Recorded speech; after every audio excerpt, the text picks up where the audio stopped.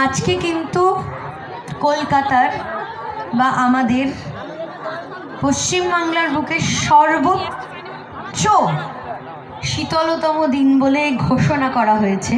আমি জানি না এই আজ এখানকার মানে টেম্পারেচার কত, 7 8 8 8 8 12 দেখাচ্ছে এখানে। না না, ওটা 8 থেকে 12। 8 থেকে 12। আর কলকাতায় 11।